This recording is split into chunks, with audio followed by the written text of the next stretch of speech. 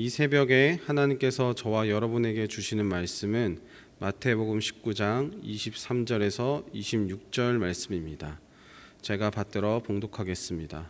이것은 하나님의 말씀입니다. 예수께서 제자들에게 이르시되 내가 진실로 너희에게 이르노니 부자는 천국에 들어가기가 어려우니라.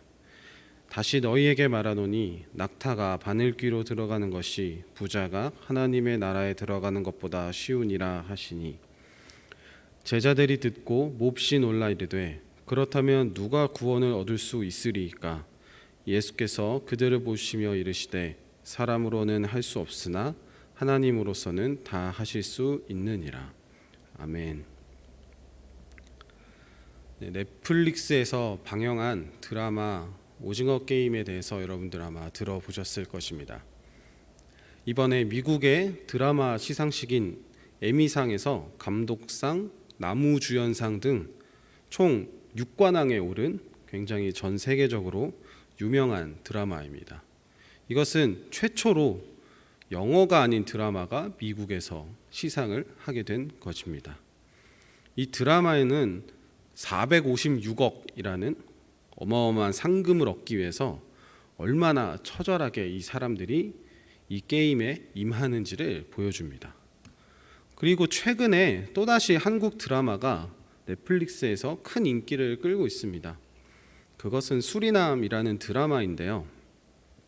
수리남은 남아메리카 브라질 바로 위에 있는 작은 나라입니다. 이 드라마에서 주인공은 수리남 지역의 사람들이 홍어를 먹지 않고 버리는 것을 알고 홍어를 수입해다가 팔아야겠다라고 해서 수리남으로 떠납니다. 그런데 그 과정에서 이제 여러 마약 조직과 얽혀서 재산을 다 잃고 감옥에 가고 그렇게 됩니다. 수리남의 최대 마약 조직이 한국인이 보스로 있는 그런 조직이었는데요. 감옥에서 나온 뒤 자신의 잃어버린 재산을 되찾기 위해 한국의 국정원과 협력해서 그 마약 조직 보스를 잡으러 갑니다. 이 두 드라마에는 비슷한 특징이 있습니다. 그것은 돈을 위해서 목숨을 걸고 일을 하고 있다는 것입니다.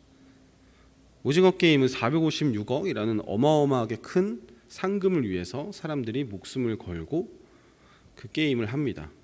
수리남은 그에 비하면 조금 적은 액수일지 몰라도 오징어 게임에 비해서 큰 액수는 아니지만 그럼에도 불구하고 돈을 벌기 위해서 또 자기가 잃어버린 재산을 찾기 위해서 그 살인이 난무하는 마약 조직에 다시 들어가게 됩니다. 도대체 돈이 무엇이길래 이렇게 목숨을 걸게 만드는 것일까요? 예수님은 산상수훈에서 하나님과 재물을 동시에 섬길 수 없다라고 분명하게 말씀을 하셨습니다. 이 말은 하나님을 택할지 혹은 돈을 택할지 선택해야 할 정도로 돈의 힘이 막강하다는 것을 말해줍니다. 오늘 말씀 마태복음 19장에는 부자 청년 이야기가 나옵니다. 마태복음 19장 16절에서 22절을 제가 한번 봉독하겠습니다. 어떤 사람이 주께 와서 이르되 선생님이여 내가 무슨 선한 일을 하여야 영생을 얻으리이까?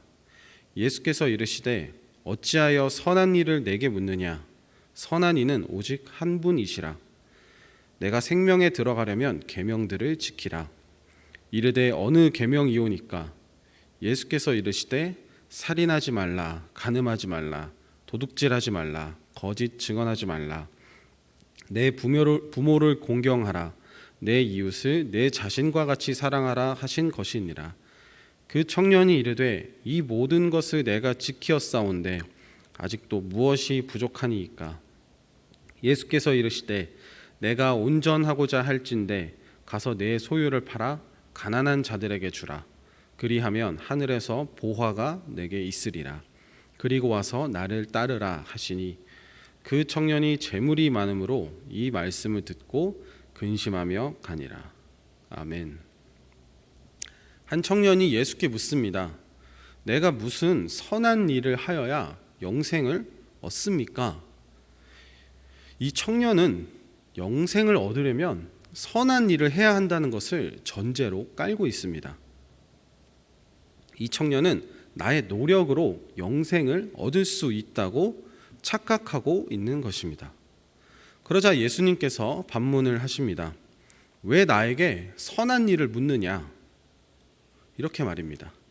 선한 분은 하나님뿐이시니 하나님이 주신 계명을 지키라고 말씀하십니다.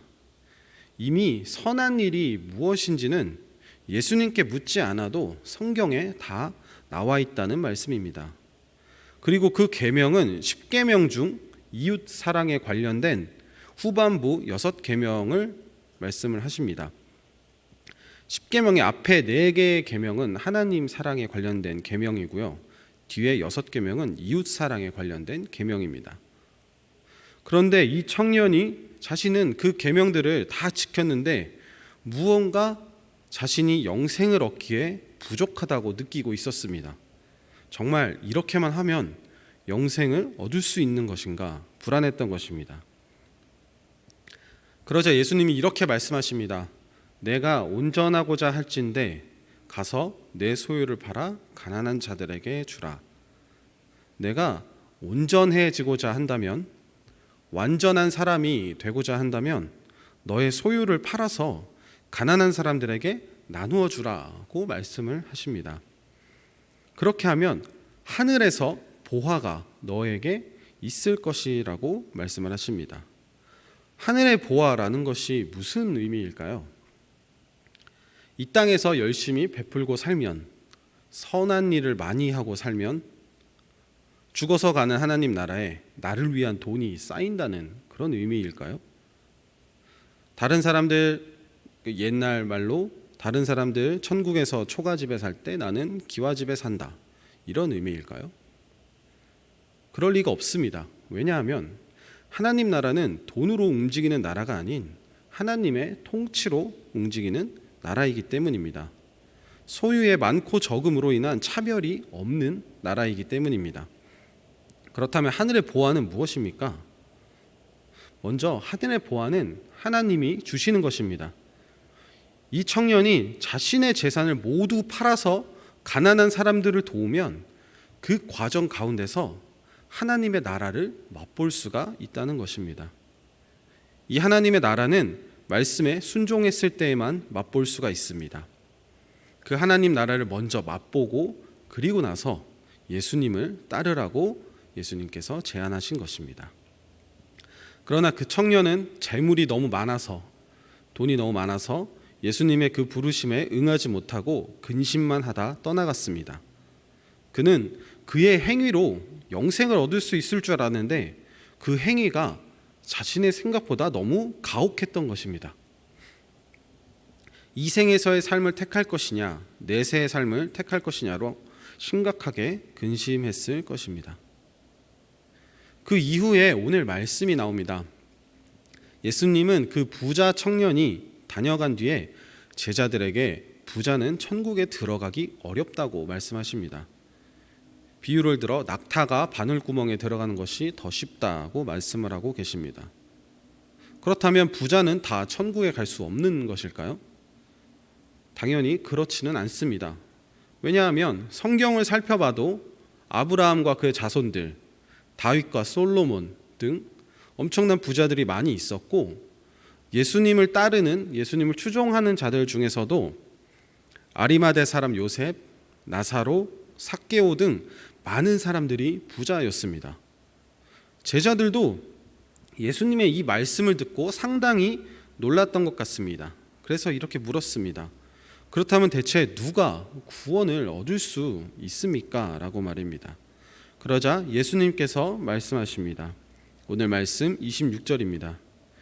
예수께서 그들을 보시며 이르시되 사람으로는 할 수 없으나 하나님으로서는 다 하실 수 있느니라. 아멘.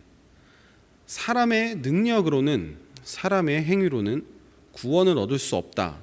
오직 하나님만이 부자라도 가난한 사람이라도 얼마든지 구원받게 하실 수 있다고 말씀하고 계십니다. 구원의 주권은 오직 하나님에게만 있는 것입니다. 부자 청년은 자신의 능력으로 영생을 얻기를 원했습니다. 그러나 그것은 불가능한 일입니다. 영생은 오직 하나님이 주시는 것이기 때문입니다. 부자 청년도 나름 열심히 노력했습니다. 영생을 얻기 위해 계명을 잘 지켰습니다. 그럼에도 불구하고 무언가가 찜찜했던 것입니다. 만족스럽지가 않았습니다. 자꾸 무언가를 더 해야만 할 것 같았습니다. 이것은 우리 인간의 본능이기도 한 것 같습니다. 우리의 행위로는 아무리 열심히 무언가를 한다고 해도 영생에 이룰 수 없다는 것을 우리 몸이 이미 알고 있는지도 모르겠습니다. 부자 청년이 예수님을 만날 기회가 몇 번이나 있었을까요? 예수님 공생에 3년 하셨는데 아마 단 한 번 예수님을 만날 수 있었을 것입니다.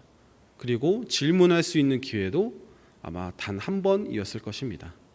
그 한 번의 질문에 자신이 가장 오랫동안 고민했던, 가장 처절하게 씨름했던 영생에 관한 질문을 한 것입니다. 그런데 예수님의 답변이 자신의 생각과는 너무 달랐던 것이죠. 아름다운 교회 성도 여러분, 이 새벽에 구원의 주권이 오직 하나님에게만 있다는 것을 다시 한번 상기하는 시간이 되기를 바랍니다. 만약 여러분들 중에 나의 행위로, 봉사로, 또 나의 재물로 구원을 받을 수 있을 것이라고 생각하는 분이 있다면 오늘 말씀을 다시 한번 잘 살펴보시고 하나님의 도우심을 구하는 시간이 되기를 바랍니다.